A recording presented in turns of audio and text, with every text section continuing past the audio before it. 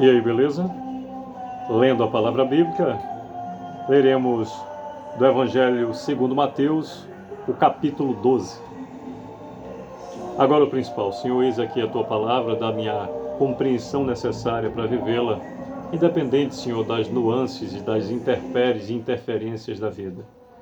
Pois a Tua palavra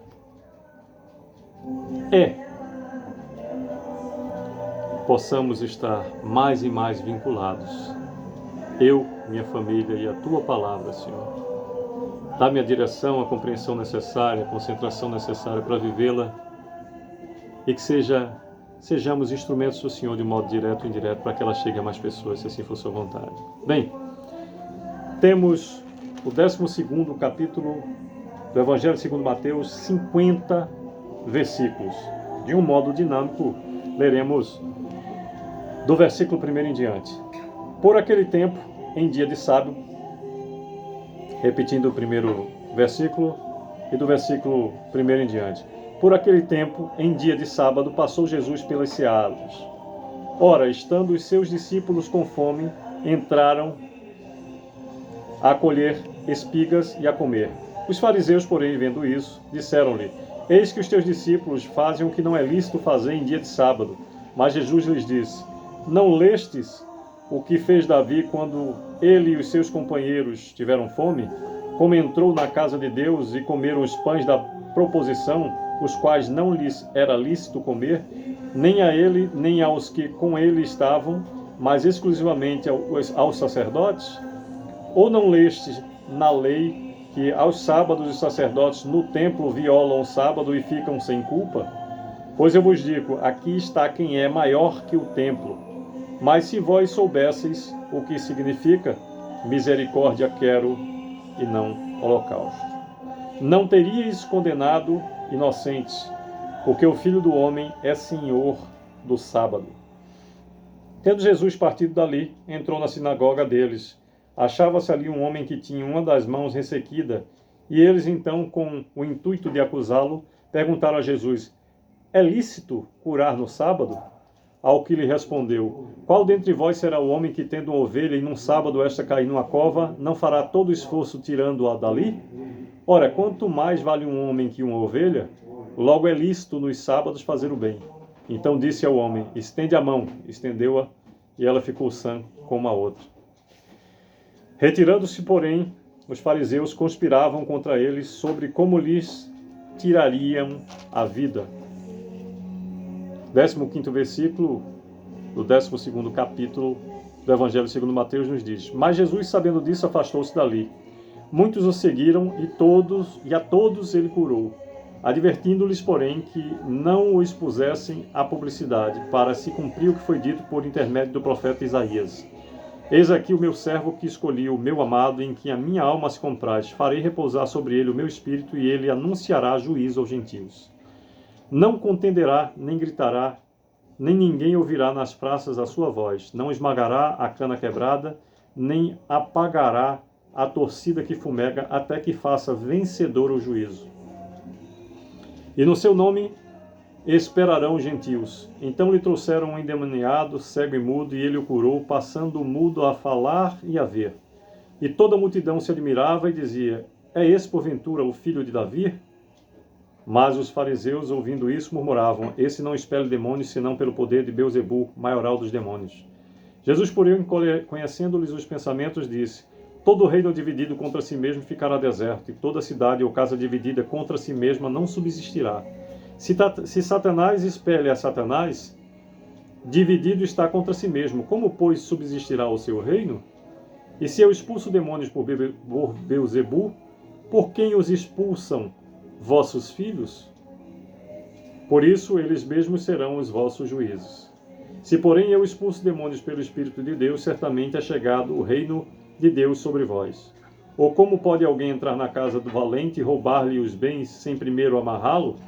E então lhe saqueará a casa. Quem não é por mim é contra mim, e quem comigo não ajunta, espalha.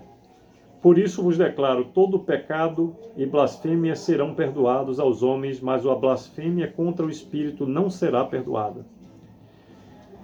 Se alguém proferir alguma palavra contra o Filho do Homem, ser-lhe-á isso perdoado. Mas se alguém falar contra o Espírito Santo, não lhe será isso perdoado, nem neste mundo, nem no porvir. Versículo 33 nos diz: ou fazei a árvore boa e o seu fruto bom, ou a árvore má e o seu fruto mau. Porque pelo fruto se conhece a árvore. Raça de víboras, como podeis falar coisas boas sendo maus? Porque a boca fala do que está cheio o coração. O homem bom tira do tesouro bom coisas boas, mas o homem mau, do tesouro mau, tira coisas más. Digo-vos que de toda palavra frívola que proferirem, os homens dela darão conta no dia do juízo. Porque pelas tuas palavras serás justificado e pelas tuas palavras serás condenado. 38º versículo nos diz: então alguns escribas e fariseus replicaram: mestre, queremos ver de tua parte algum sinal. Ele, porém, respondeu: uma geração má e adúltera pede um sinal. Mas nenhum sinal lhe será dado, senão o do profeta Jonas. Porque assim como esteve Jonas 3 dias e 3 noites no ventre do grande peixe, assim o Filho do Homem estará 3 dias e 3 noites no coração da terra. Ninivitas se levantaram no juízo com essa geração, repetindo o versículo 41. Ninivitas se levantarão no juízo com esta geração e a condenarão, porque se arrependeram com a pregação de Jonas. E eis, aqui está quem é maior do que Jonas. A rainha do sul se levantará no juízo com esta geração e a condenará, porque veio dos confins da terra para ouvir a sabedoria de Salomão. E eis, aqui está quem é maior do que Salomão. Capítulo 12, versículo 43 nos diz: quando o espírito imundo sai do homem, anda por lugares áridos procurando repouso, porém não encontra. Por isso, diz: voltarei para minha casa de onde saí, e tendo voltado, a encontra vazia, varrida e ornamentada. Então vai e leva consigo outros 7 espíritos piores do que ele, e entrando habitam ali, e o último estado daquele homem torna-se pior do que o primeiro. Assim também acontecerá a essa geração perversa. 46. Falava ainda Jesus ao povo, e eis que a sua mãe e os seus irmãos estavam do lado de fora, procurando falar-lhe. E alguém lhe disse: tua mãe e teus irmãos estão lá fora e querem falar-te. Porém ele respondeu ao que lhe trouxera o aviso: quem é minha mãe e quem são meus irmãos? E estendendo a mão para os discípulos, disse: eis minha mãe e meus irmãos. 50º e último versículo do capítulo 12 do Evangelho segundo Mateus nos diz: porque qualquer que fizer a vontade de meu Pai celeste, esse é meu irmão, irmã e mãe. Bem, por meio dos 50 versículos do capítulo 12 do Evangelho segundo Mateus, nos diz o evangelista Mateus sobre a vida e as ações do Senhor Jesus o Cristo. Inicia falando de que Jesus é o Senhor do sábado, narrando o acontecido. Depois passa por o homem da mão ressequida, curado pelo Senhor Jesus. Depois informa, do 15º versículo em diante, que Jesus se retira. Do 22, fala sobre a cura de um endemoniado cego e mudo. Nos fala sobre a blasfêmia dos fariseus e narra que Jesus se defende. Do 33º fala sobre as árvores e seus frutos. Do 38º em diante, o sinal de Jonas. Do 43 ao 45, a estratégia de Satanás. Do 46 ao 50, fala da passagem da aproximação da família de Jesus, a resposta do Senhor e a nossa felicidade plena quando nos diz no último versículo: porque qualquer que fizer a vontade de meu Pai celeste, esse é meu irmão, irmã e mãe.